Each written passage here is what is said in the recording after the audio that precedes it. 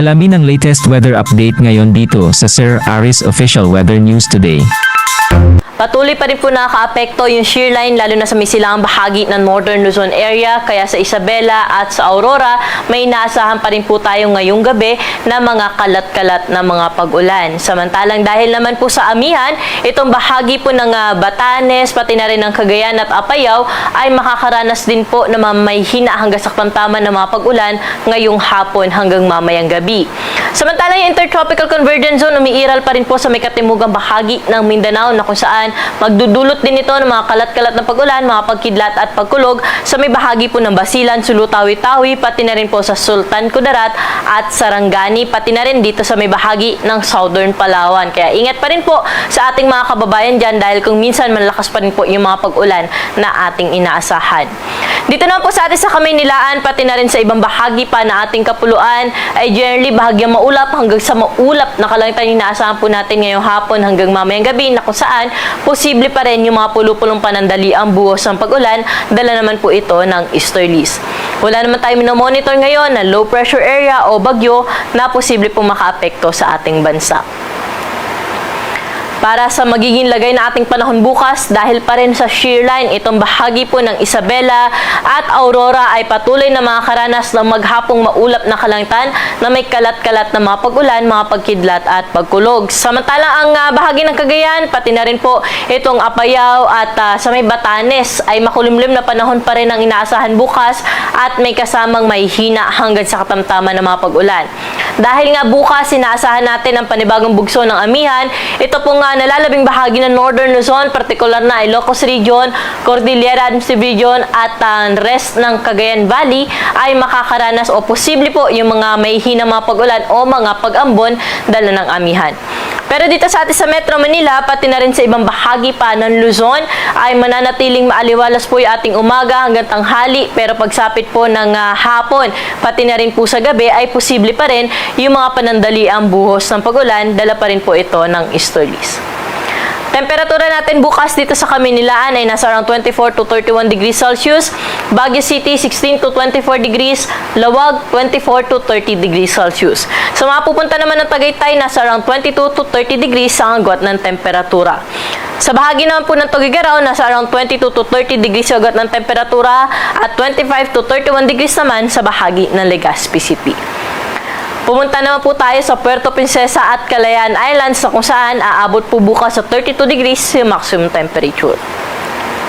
Sa mga kababayan naman natin sa bahagi ng Visayas at Mindanao, wala tayong naasahan na malawakang mga pag-ulan dyan bukas at magpapatuloy yung kanila naranasan na maaliwalas na panahon. Ganun din sa may southern portion ng Mindanao, no? Inaasahan po natin na mas bababa o wala na po epekto yung Intertropical Convergence Zone dyan, kaya maaliwalas na panahon na po ang inaasahan natin sa buong bahagi ng Mindanao. Kung may mga pag-ulan man sa bahagi ng Visayas at Mindanao, ito po ay mga panandaliang buhos lamang madalas sa hapon at sa gabi. Pwede po natin i-monitor yung mga thunderstorm advisories na nilalabas po na ating mga Regional Services Division at pinapost po natin ito sa ating social media accounts pati na rin po sa ating website. Temperatura natin bukas sa bahagi po ng Iloilo at sa Tacloban ay nasa around 25 to 32 degrees Celsius. Cebu, pati na rin po sa Cagayan de Oro, aabot sa 31 degrees ang maximum temperature. Samantalang mainit sa may Zamboanga, 33 degrees ang maximum temperature at aabot naman sa 24 to 32 degrees ang temperatura sa bahagi ng Metro Davao. Para po sa ating mga kababayan na maglalayag, wala tayong gale warning na nakataas sa anumang baybayin na ating karagatan. Ngunit pinag-iingat po natin yung ating mga kababayan na maglalayag o papalaot sa baybayin po ng Northern Luzon area dahil posible po dyan yung moderate to rough na sea condition. Kaya delikado pa rin po ito sa may sasakyan, lalo na po yung may maliit na sasakyan pandagat. Sa ibang baybayin po na ating karagatan ay magiging banayad hanggang sa katamtaman lamang ang mga pag-alon. Para naman sa ating 3-day weather outlook sa mga pangunahing syudad dito sa Luzon, partikular na dito sa Metro Manila na kung saan hanggang Miyerkules, posible pa rin po yung mga may hinang mga pag-ulan o yung mga thunderstorms, lalo na sa hapon at sa gabi. Pero pagdating po ng Huwebes hanggang Biyernes sa madaling araw, ay posible pa rin po tayo makaranas ng may hinang mga pag-ulan o mga pag-ambon dahil nga sa posibleng paglakas ng northeast monsoon o ng amihan. At kung makikita rin po natin sa Baguio City, no, simula po Miyerkules hanggang Biyernes, Biyernes ay generally maulap po ang kalangitan dyan. Posible yung may hina hanggang sa tamtaman ng mga pag-ulan dahil sa epekto ng amihan. Sa Legazpi City naman hanggang Miyerkules, maliwalas yung mga panahon na inaasahan dyan. Mga thunderstorms lamang hapon at gabi.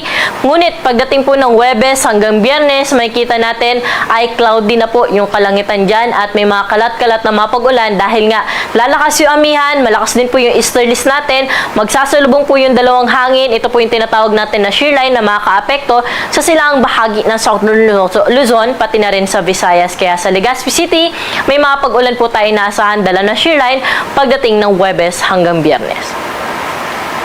Dumako na po tayo sa mga pangunahing syudad sa Visayas na kung saan sa Metro Cebu at sa Iloilo City, wala tayong nasahang malawakang mga pag-ulan for the next 3 days maliban sa mga thunderstorms sa hapon at sa gabi. Sa bahagi ng Tacloban, dahil nga sa epekto ng shear line, pagdating ng Huwebes hanggang Biyernes, magiging maulap po ang kalangitan dyan at may mga kalat-kalat na mga pag-ulan. Sa may key cities naman po natin sa Mindanao, sa Metro Davao po hanggang Huwebes ay maaliwalas yung panahon na inaasahan natin dyan.